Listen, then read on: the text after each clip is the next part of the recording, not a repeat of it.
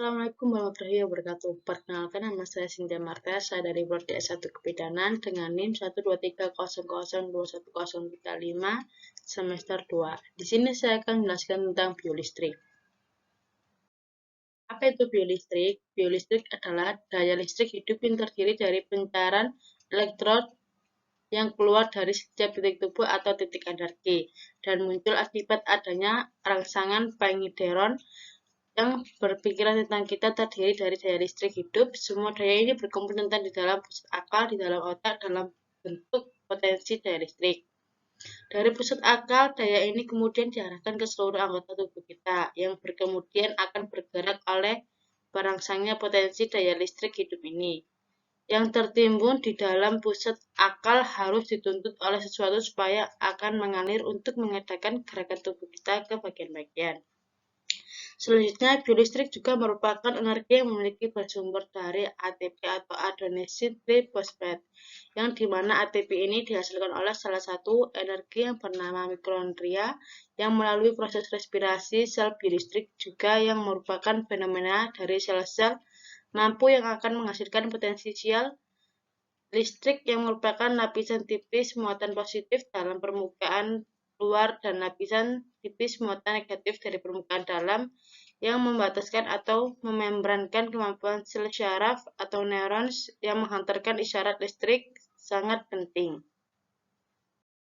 Lanjutkan, transmisi sinyal bit listrik atau disebut dengan TSB yang punya sebuah alat yang dinamakan DNS yang berfungsi sebagai mentransmisikan isyarat dari sensor ke neuron. Aktivitas bola listrik pada suatu otot dapat menyebar ke seluruh tubuh seperti gelombang pada permukaan air yang kelistrikan yang disebut dengan merupakan sesuatu yang biasa digunakan dalam kehidupan sehari-hari manusia dan biasanya kita tidak terlalu banyak memikirkan hal-hal yang tersebut. Pengamatan terhadap gaya tiang listrik dapat ditelusuri sampai pada zaman Yunani kuno. Orang-orang Yunani kuno telah mengamat bahwa setelah batu amber digosok, batu tersebut akan menarik benda kecil seperti jerami atau bulu yang bersedangkan kalau listrik itu sendiri berasal dari bahasa Yunani atau elektron kelistrikan, memegang peranan yang sangat penting dalam bidang kedokteran. Ada dua aspek dalam bentuk dan magnet padu dan magnet yang timbul dalam tubuh manusia tersebut, serta penggunaan stik kedokteran yaitu listrik permukaan tubuh manusia.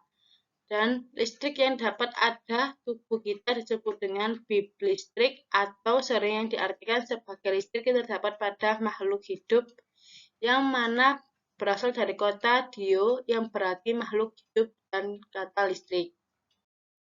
Bagaimana gambaran macam-macam gelombang?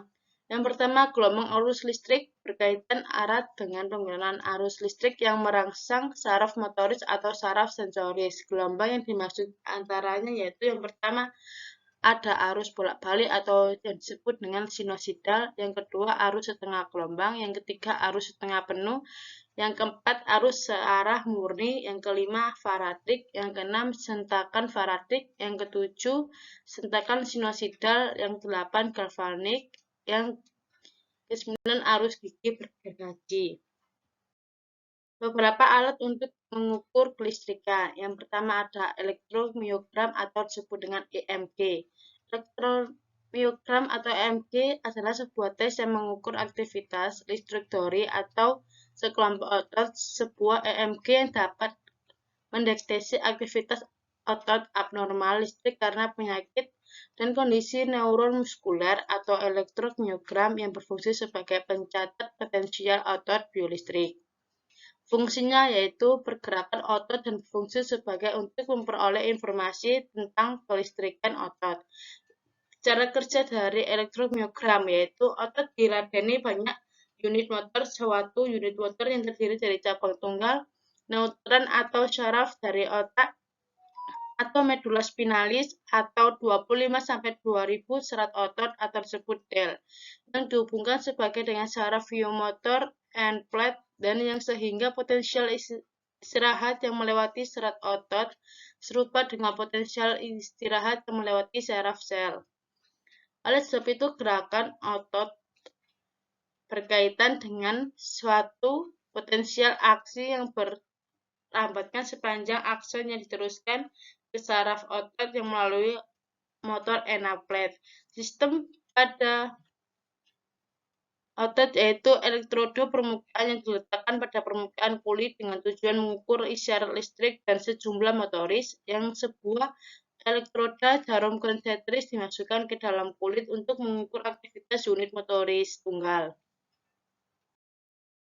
Elektrodiogram atau disebut dengan EKG. Elektrodiogram atau EKG yang merupakan sebagai rekaman aktivitas kelistrikan jantung yang ditimbulkan oleh sistem eksitasi dan konduktif kelas, yang berfungsi sebagai yang pertama merupakan standar untuk diagnosis aritmia jantung.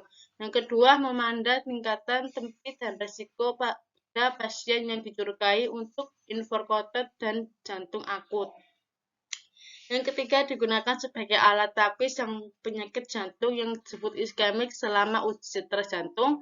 Yang ketiga, digunakan sebagai alat tapis jantung iskemik selama uji stres. Yang keempat, kadang-kadang berguna untuk mendeteksi penyakit bukan jantung yang semisal emboli atau paru, atau juga disebut dengan hipotermia. Yang kelima, membantu memikirkan gangguan elektrolit yang disebut misalnya hiperkalemia dan hipoglikemia. Yang keenam, yaitu memungkinkan penemuan abnormalitas konduksi yang misalnya balok, cabang, berkas, kanan dan kiri.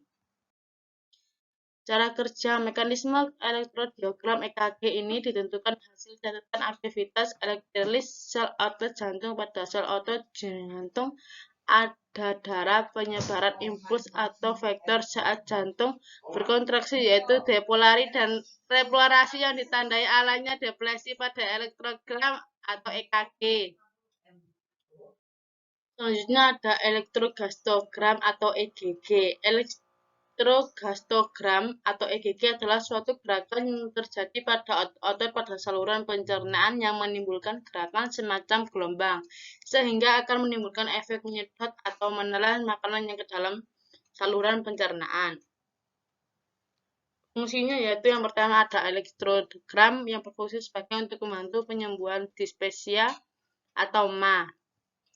Yang kedua ada elektrogastogram yang bagi penderita gastroparesis berfungsi untuk memperbaiki aktivitas moleretrik pada lambung. Cara bekerjanya itu elektroda yang ditempelkan pada bagian atas perut memonitor aktivitas listrik yang akan dihasilkan pada lambung.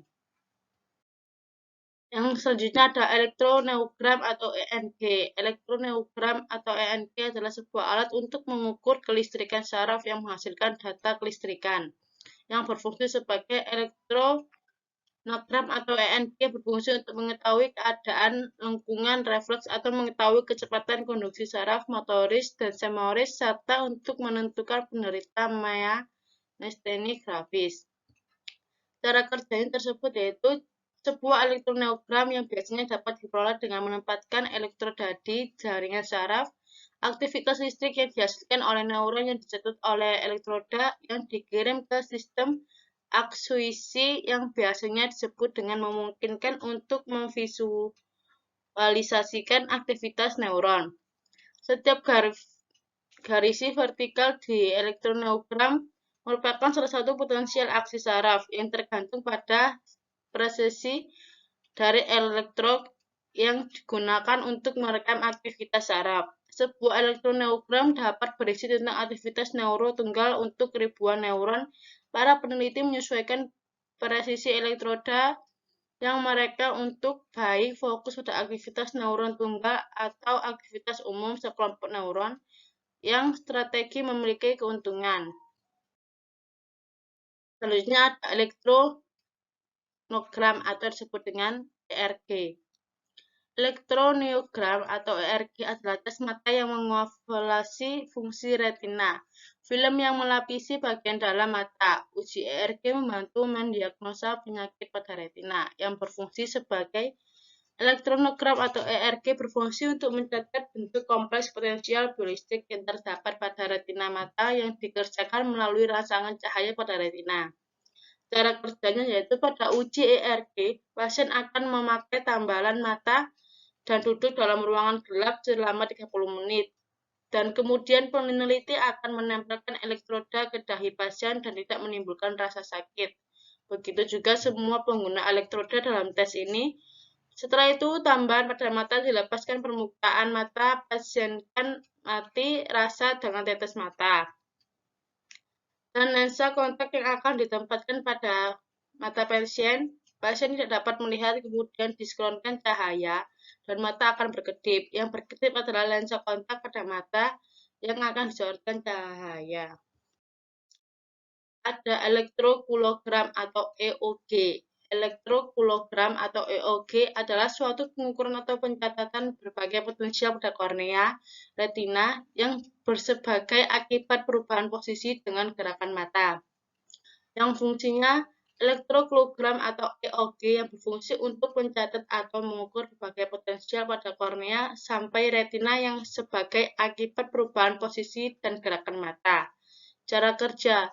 Pada pengukuran ini, sepasang elektroda yang dilekatkan di kedua sisi mata potensial EOG yang didefinisikan sebagai 0 untuk mata yang melihat lurus kedepankan titik rujukan 0. EOG memberikan informasi tentang orientasi mata yang selain inah kecepatan angular dan percepatan angularnya juga dapat ditentukan. Elektrografi lebih banyak digunakan untuk penelitian.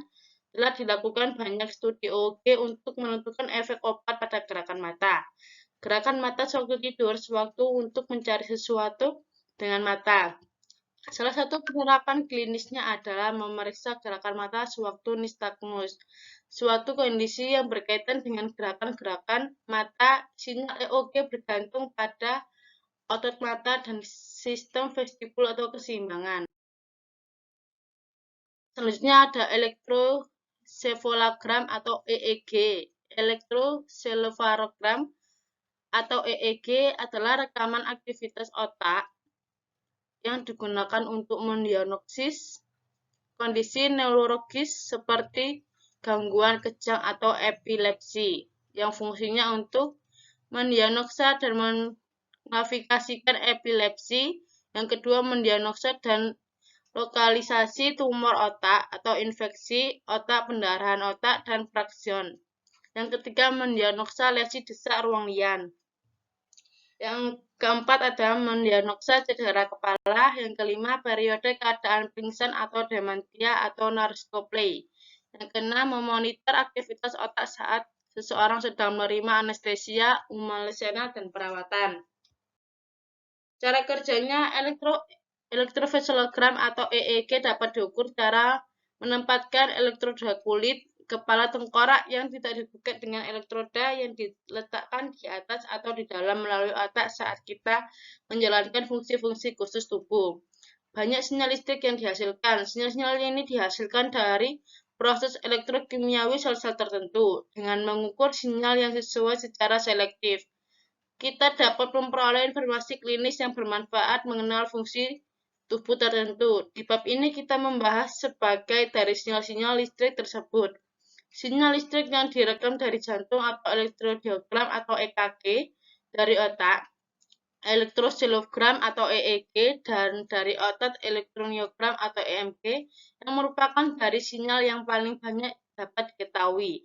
Kita juga membahas sinyal-sinyal listrik yang kurang dikenal yang misalnya dari retina, elektrokardiogram atau ERC, dan otot-otot mata, elektrokardiogram atau EOG, jantung, magnetkardiogram, MKG, dan dari otak, magnetometrogram atau MEG.